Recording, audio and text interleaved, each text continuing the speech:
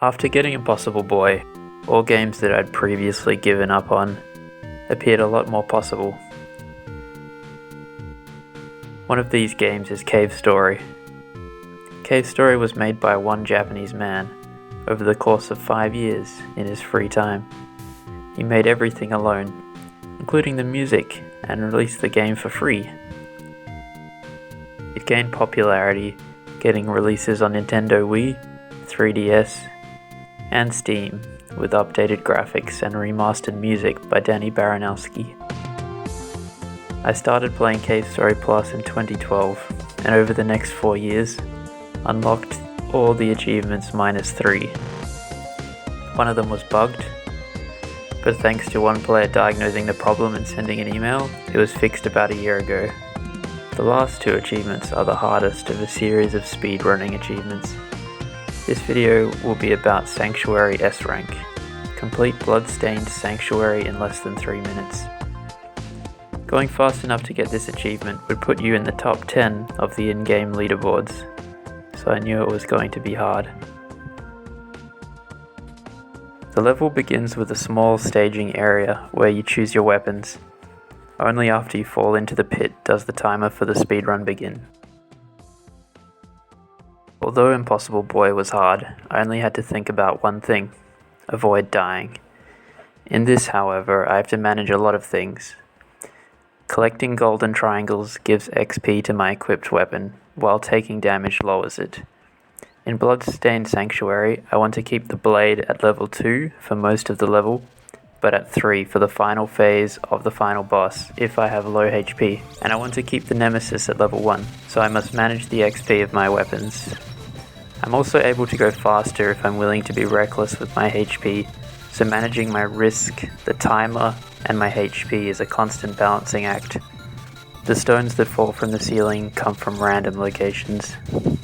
When I take damage, there's a small window where I'm invulnerable.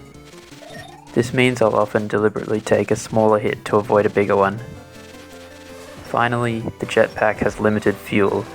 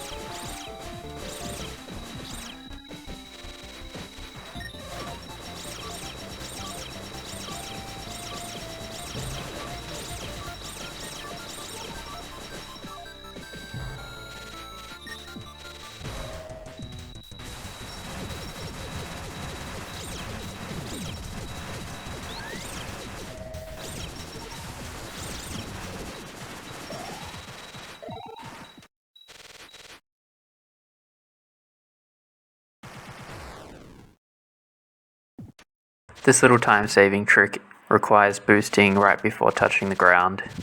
In some of the best runs of all time, it takes them multiple jumps to get it, but here I get it on my first try, which is pretty fucking cool.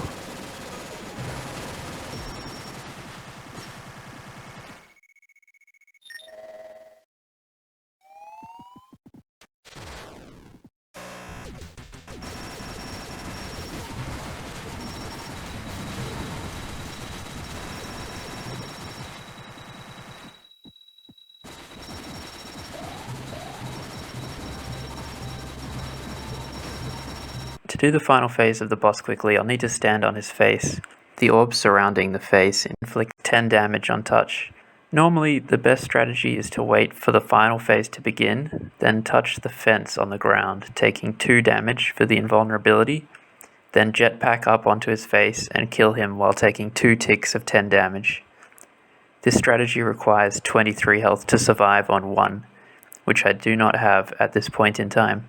I don't have much practice in this situation because I've usually died a lot earlier in the run. Watch as I realize the situation I'm in and desperately try to collect hearts to get to the required 23 HP.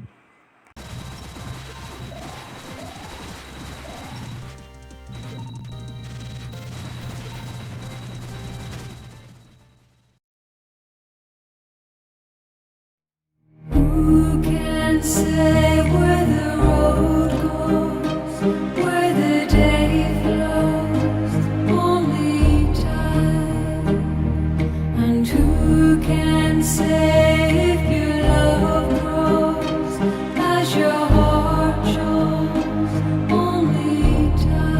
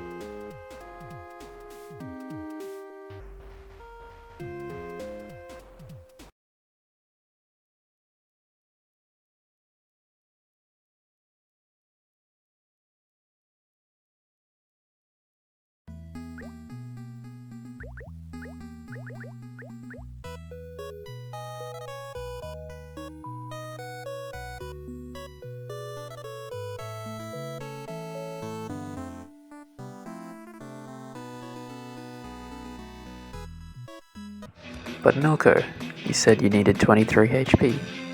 What on God's green flat earth just happened? Well, it turns out that while sitting on the face with 7 HP and awaiting my inevitable death, another factor came into play. The red flying archers that appear during this phase have 2 damage types. One is their arrows, which deal 8 damage, which is also enough to kill me, but touching their body does only 5 damage. This is essentially irrelevant, because they fly around some distance from the boss and shoot inwards. For some reason, however, a red flying archer decides to fly in out of nowhere and touch me at the exact moment my invulnerability wears off. I'm still touching the orb that does 10 damage, so the game registers a 10 damage hit and a 5 damage hit almost simultaneously, as seen here.